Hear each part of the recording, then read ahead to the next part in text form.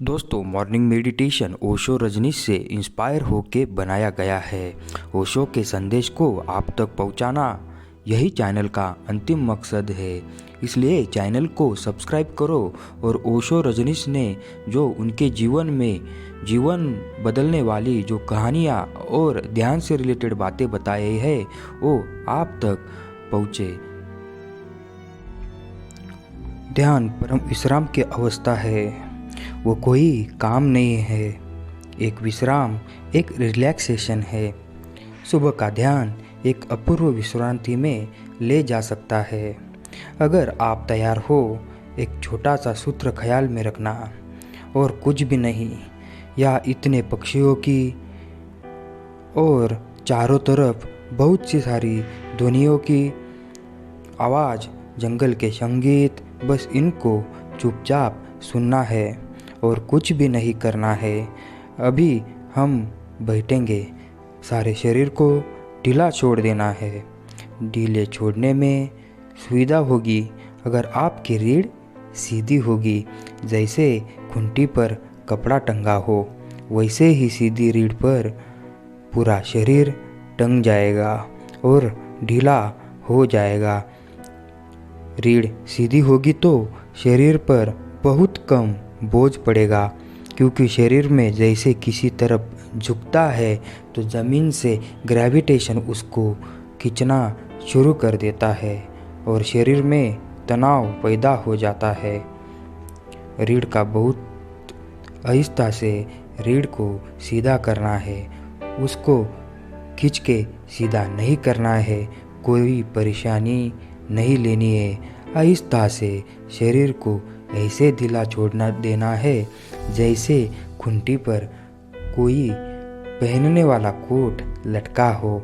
रीढ़ पर सारा शरीर का बोझ लटक जाएगा। शरीर को ढीला छोड़कर आंखें बंद कर लेनी है।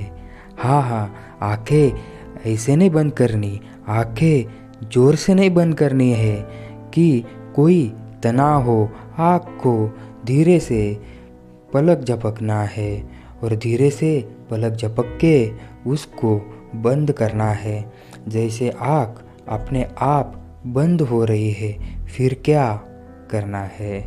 और कुछ भी नहीं करना है।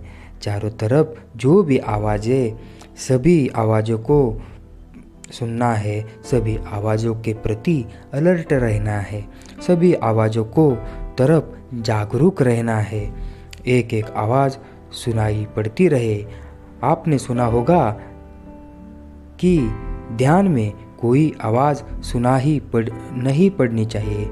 आप कभी राम राम जप रहे हो तो वही होना चाहिए, आप जो भीतर कर रहे हो वही होना चाहिए। अगर कोई आवाज़ सुनाई दे तो ध्यान में बाधा पड़ गई, उसको मैं ध्यान नहीं मानता हूँ। ध्यान उसको मानना चाहिए उसमें बाधा पड़ सके, जिसमें बाधा पड़ ही ना सके वही ध्यान है।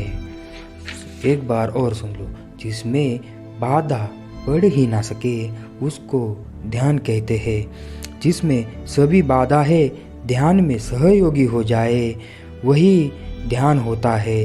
अभी सब तरफ की जो आवाज़ें हैं उसके प्रति कोई रेजिस्टेंस नहीं रखना है, मन में कोई विरोध नहीं लेना है। ये सब आवाज़ें मन में से ही निकल जाए और चुपचाप सारी आवाज़ें सुनते रहना है। किसी एक आवाज़ को नहीं, सभी आवाज़ों को सुनते सुनते ही आप पाएंगे कि भीतर एक फर्क पड़ना शुरू हो जाएगा। भीतर पूरी चीज़ शांत हो जाएगी, क्योंकि हम किसी एक चीज़ को सुनना चाहते हैं तो चित्त में टेंशन पैदा होता है। एक चीज़ को सुनना पड़ता है, एक को इनकार करना पड़ता है। जो चीज़ में तनाव आ जाता है, जब हम सभी को सुनना चाहते हैं तो चित्त में तनाव नहीं आता है। चॉइस नहीं इसलिए तनाव नहीं, ये बात सुन लो, चॉइस नहीं इसलिए तनाव नहीं। चॉइसलेसली बिन चुनाव के सारे आवाज़ों के प्रति जागरूक रहना है। धीरे धीरे आप देखोगे आपके अंदर एक साइलेंस पैदा हो जाएगा।